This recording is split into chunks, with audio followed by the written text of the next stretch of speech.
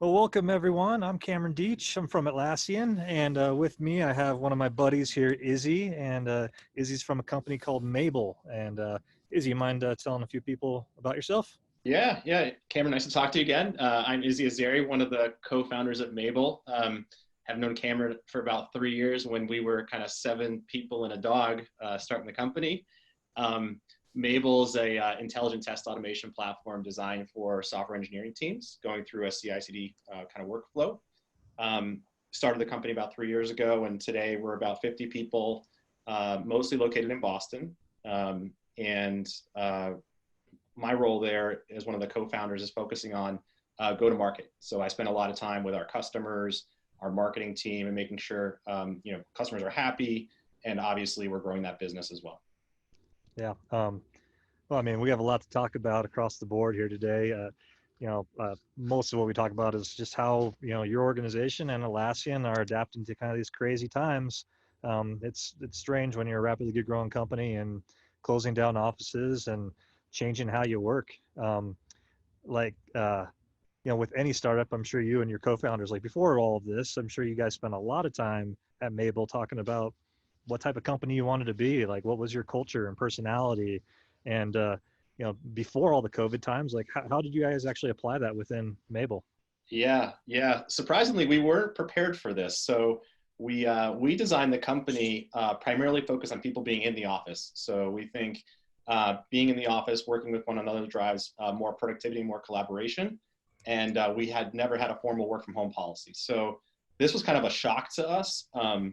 But our core values are drive, insight, supportive, and authenticity. And I think two of those, drive and supportive, have really kind of helped us get through this more surprisingly than I thought we would in a productive way. So, for instance, from the minute we kind of moved into remote office work, we haven't missed a beat. So engineering still shipping products, support is still, on the line with customers, and sales is still building pipelines. So it's been pretty exciting to see the way the teams kind of reacted to it. Yeah.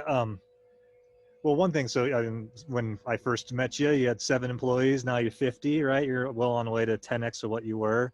I felt the same way at Atlassian. I joined when we were a few hundred, and now we're 5,000.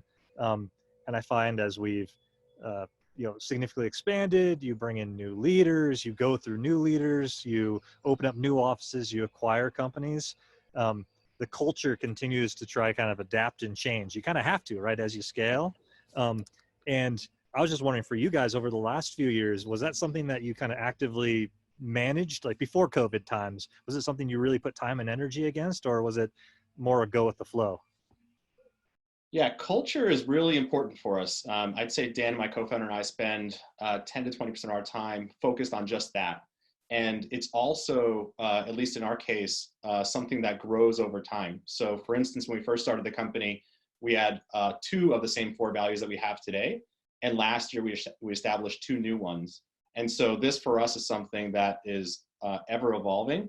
And it also, we like kind of, creating that culture and seeing where it goes, because as you bring more people on board, as I can imagine with Atlassian, people take that culture in different ways, right? And celebrate that in different ways than they had before, as you add more people and a more diverse team to the organization. So yeah, it's definitely something we focus on. Um, I'd love to hear about that process itself. So you're like, okay, we have two core values. We need more.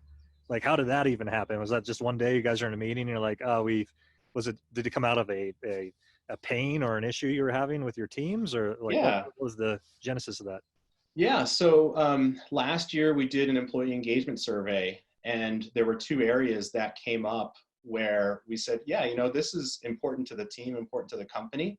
So we actually established a small sub team at the company to say, like, hey, what do we want to strive for as part of the organization and our goals? And as part of that, what do we want that to be kind of across the company? And so with that, authenticity came out as one of the things that not only we strive for, but that we are today, very authentic in the office. And the other one that came out was we're very supportive of one another. And that's not only managers, but also peers being supportive of one another across the organization.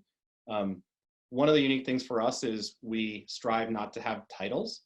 And we think by not having titles, it drives higher levels of collaboration of, you know, engineers and salespeople and marketing and support and HR. And I think supportive kind of falls right into that. Okay, so now you just open up a whole can of worms there. No titles. How are you going to scale your organization? Like, how do people know what they actually do? Or is there like, there's roles, but just not titles? Yeah, there's certainly roles, and we have leaders within the organization. So our head of marketing is called head of marketing, right? Because that's what she does. And our head of product is called head of product because that's his role, and he has, you know, people reporting to him. It's not to say that we don't have hierarchy and managers. It's not a completely flat organization, but we as a culture focus on people who are more interested in the success of the company as opposed to the exact title that they're going to have in the organization. Interesting. Yeah, back at Atlassian, back on the culture and values conversation, I think the one thing we've had a very locked in set of values that have driven a lot of our business over, you know, many years. And for companies I've worked at, this Atlassian has led with our values more than any company I've seen to help make decisions. But the thing is, the culture continues to change, and I think we had one of our ex CFOs made a great statement. He's like, "Listen, the culture will always change. It just has to. The culture and how you work together and your rituals and your communications, that has to evolve as you get bigger. It's the nature of it. But your values as a company will always stay the same. That's what you need to make sure gets locked and loaded." And what I love about your guys' story is the fact that you actually are willing to even go in and adapt values and add values based off the feedback from teams. Yeah. Well, that's all easy and good until, you know, crazy times happen. So like, I don't know if it was like for you guys in Boston, but in San Francisco, it was one day we're working on the office and man, one long weekend and everything changed. How was all that for you guys? Yeah, it was the same thing for us. We were monitoring it day by day, making just real-time decisions. So when we started to see COVID start to go into Boston, we created a doc and made it transparent across the team of the different actions we were thinking about. And we updated that almost on a daily basis for about a week, up until we as a founding team and management team felt, you know, we didn't want our employees to feel unsafe, but more importantly, we didn't want the virus to spread more broadly in Boston, which it could have if we were going to Boston. So we very quickly kind of, you know, sent people home about a week before the actual business shut down. And we didn't have the foresight to know how long this was going to go. But the first thing that we did was, I think someone on the management team suggested it. We gave everyone a small monetary stipend to just get a home, comfortable working office condition, as comfortable as could be, to ride this out. Because you know, it's really important for us to continue the business, but also make sure our teams are comfortable at home, and they had never worked from home before. So that was kind of the first step that we took to, you know, kind of adjust to the situation. What was the most popular expense with that stipend? We actually just gave people money and said, go spend it on what you think is important for you. If you want a desk, if you want to, for me, I got like $100 monitor, was my biggest investment. But yeah, we just said, go spend it your way, how you want to. So. Gotcha. Yeah. It's pretty much headphones and monitors. It's that I've seen, especially for the developers. Developers just like need the big screen to go work on. And yeah, I think it's a great response across the board. Well, listen, like, so there's one thing of, okay, you can all go from home, you get your monitors and off you go. And I'm assuming as a tech company, you had video conferencing and maybe certain products from Atlassian to help you with collaboration, but like that still doesn't, it's still a big change when you're not sitting by the people every day or in face-to-face meetings. So like what maybe personally for you, and then we can talk broadly, like what is the biggest change in your personal style since you've had to be home? Yeah. So you're right. Like from a tooling perspective, you know, we're still using a lot of the same tools: Slack, obviously, Zoom, Hangouts, Jira, Confluence. We are an Atlassian shop. We've certainly started to use video a lot more than we were relying on it before. One of the biggest challenges for us from a tooling perspective was actually onboarding. How do we successfully onboard people now that are 100% remote, right? And you know, they're not meeting with their peers. You know, from a personal perspective, how do you make that happen? That's been a challenge for us. But me personally, one of my goals at the beginning of the year was to actually spend more time with the team on social events because I'm always wrapped up with work stuff. And so I've made it a point to attend over the past couple of weeks. We set up a virtual poker game. And so I jumped in on that. I also jumped in on, we're playing this game, Scribble, which is a trivia game with the go-to-market team, which has been fun. But most importantly for me is my personal kind of lifestyle would be to wake up at morning at 5 a.m., go to my CrossFit class, get on the train and go to work and work all day. I had to change that up because the gym's not open and I don't want to wake up at 5 and wake up my family. And so I've been working from home at 5 a.m. to kind of 7 before I go for a run and then do my CrossFit class at lunchtime. And I sent a note to the team about 2 weeks ago and said, you should all do what's comfortable for you.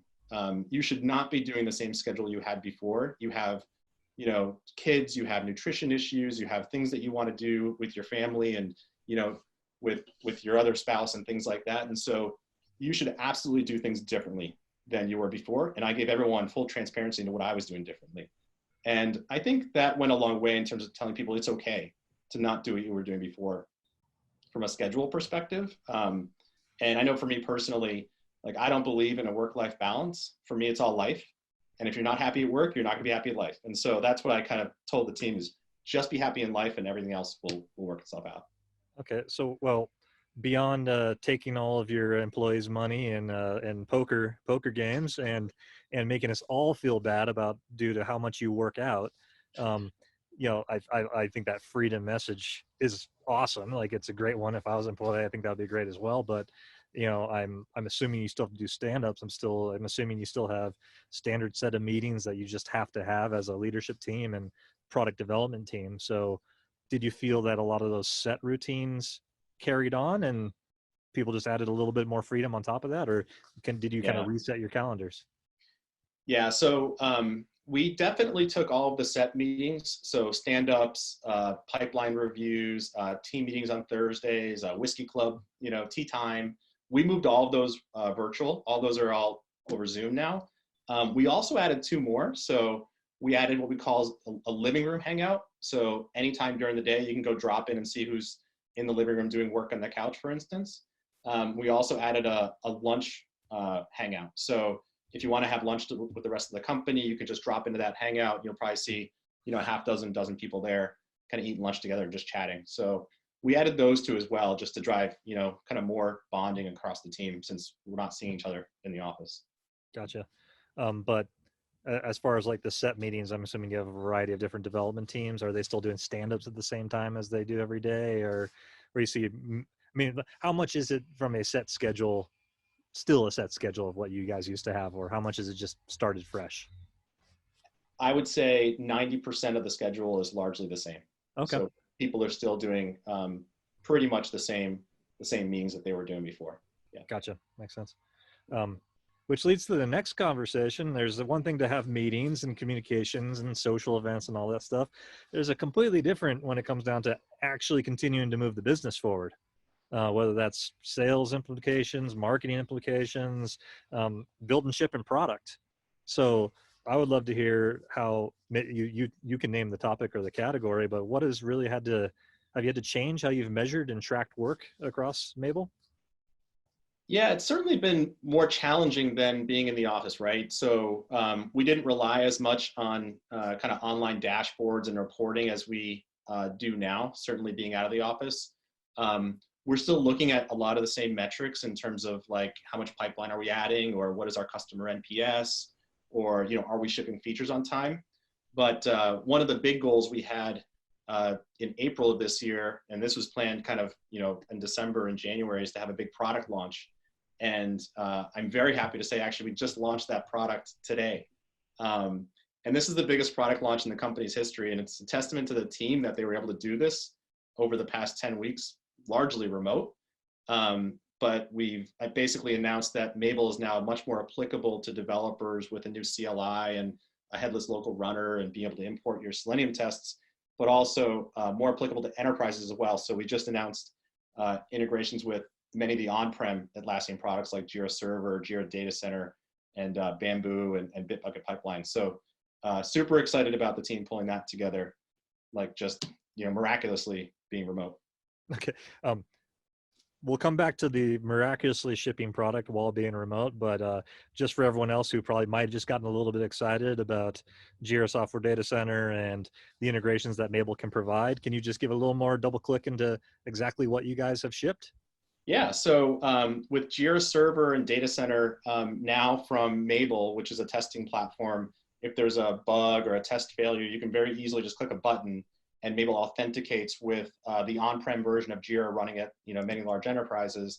And you can, right from the mabl console, create an automatic ticket or issue within Jira with the level of severity, and that's automatically generated on the on-prem server. So it's kind of like seamless integration for companies using both a testing platform and an issue tracking platform like Jira. Very cool. And why should companies be using mabl versus their standard testing platforms that they have running out there? Yeah, so a lot of companies that move through a CI/CD workflow end up developing and shipping features a lot more quickly than they were before. And traditional testing products and methodologies just fall apart because you can't create tests that fast, and you can't get feedback that fast. And so mabl makes it very easy to create automated UI tests and run those tests at scale in the cloud. We've been doing that for 3 years now, and now developers can do that straight from the mabl CLI. So they can create a test from the CLI, they can run that test from the CLI, and now those test results can be right in Bitbucket and Bitbucket pipelines. And so right in the same place that developers hang out. Super cool. Yeah. Okay. Okay. Well, I could talk with you about product forever, but this is more about actually how we've changed our work. So miraculously shipping product while almost 100% remote, something that we see a lot here at Atlassian as well. What were there any kind of very tactical things that actually had to change historically? Did you always do releases in the same process and had to adapt that to virtual? Like, what were the biggest changes about this release to get it out Yeah, there? I think being in the same office, I think it's much easier for developers and marketing, who are the two big groups involved in this launch, to kind of work more closely together, do whiteboarding sessions, put PowerPoints together and things like that. There was certainly a lot more coordination involved when, teams are remote, especially on the engineering and the marketing side.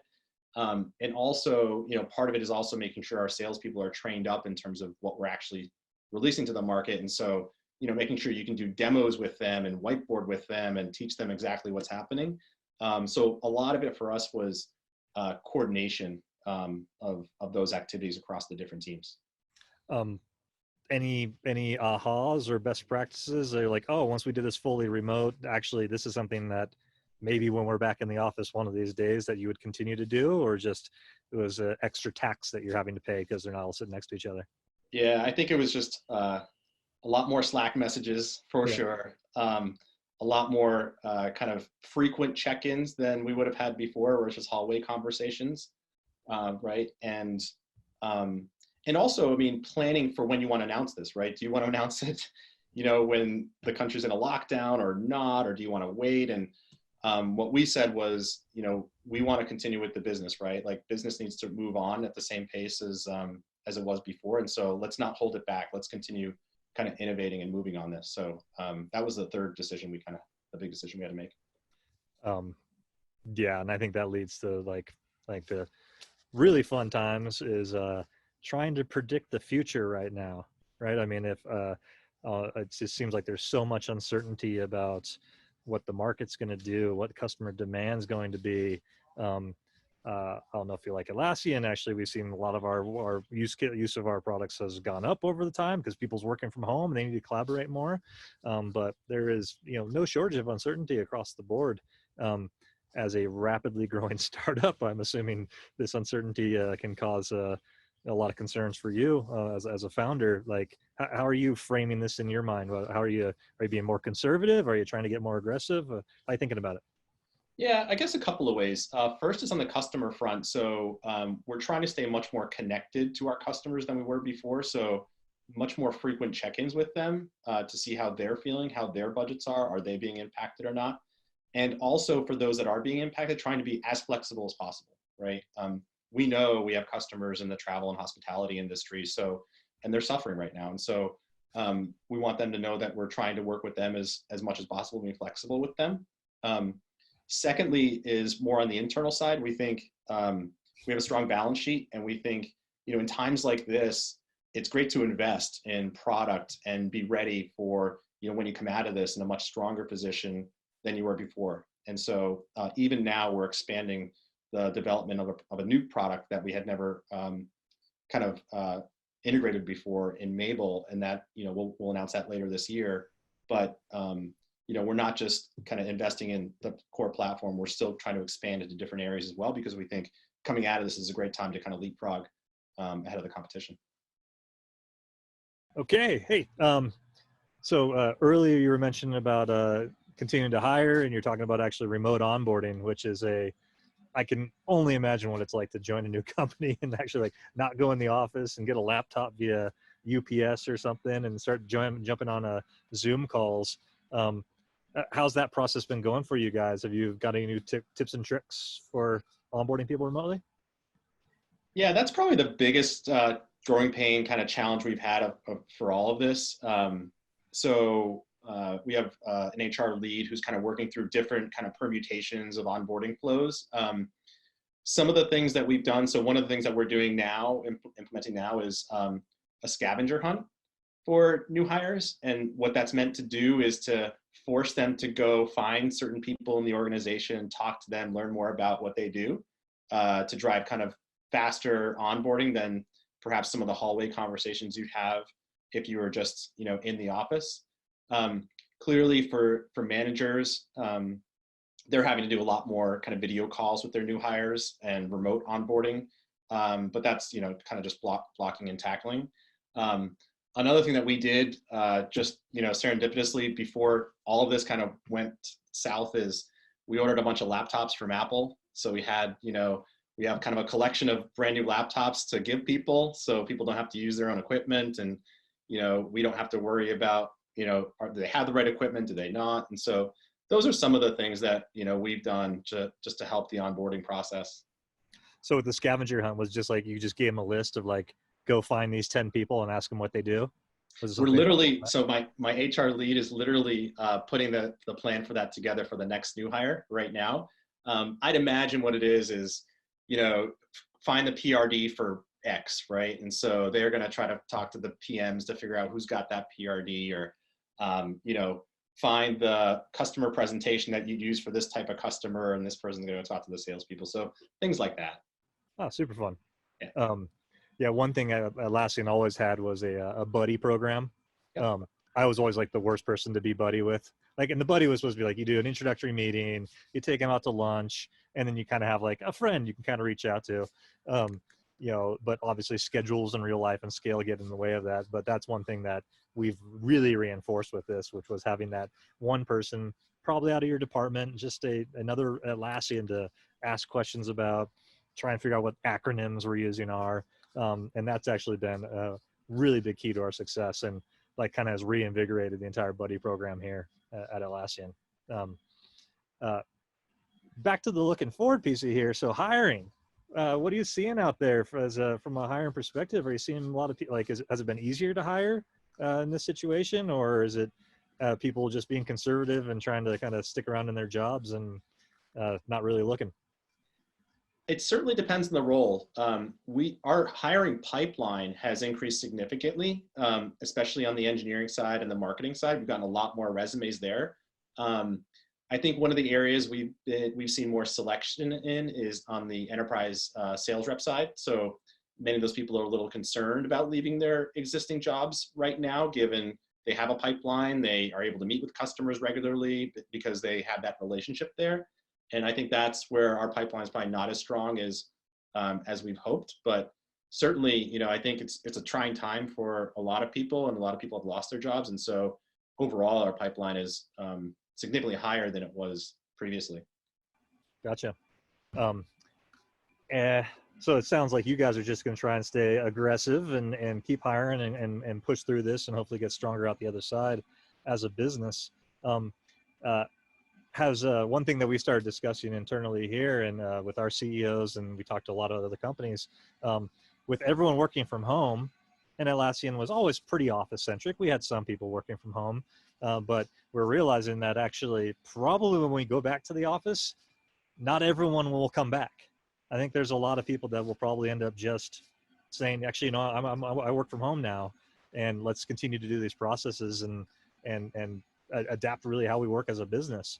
Have you guys had that discussion at all at mabl? Is that something you guys are thinking about? Yeah, yeah, definitely. I think there's two things there. One is, in this interim period when we go back to work, but not everyone feels comfortable going back to work. Like, what does that look like? If you have, two working parents with kids at home, do both of them go back? Does one of them go back? Do they both feel safe going back? I think that's something we're really thinking about right now. Secondly, given we've never really been a work from home culture, but work from home is working for us right now. One of the reasons it's working is because everyone's remote, right? And so you don't have like this group of people in the office versus some just working remote. I do think, though, going back, full time, we would be much more open to a remote work culture. It's really working through the specifics of that, but one of the benefits I think about of that is, Boston obviously is a city, but it's not as big of a city as New York or San Francisco or LA. And so if we were to hire more remote people, there's a much more qualified network of people out there, as well as more diverse people we could potentially hire that we don't have access to in Boston as well. So that's another kind of advantage I think about of moving to this more work from home or remote work type environment post COVID. Yeah, it can almost just completely open up the pool of potential hires for your organization as you go forward. Well, hey, Izzy, I really appreciate you taking the time out and spending a few minutes to talk about how your organization's been changing over the last few weeks and how you continue to try and implement your strong culture. Hopefully we can do this again in the future. Sounds great. Cameron, thanks for hosting me and good luck going into Q2. Thank you very much. Thanks, Izzy.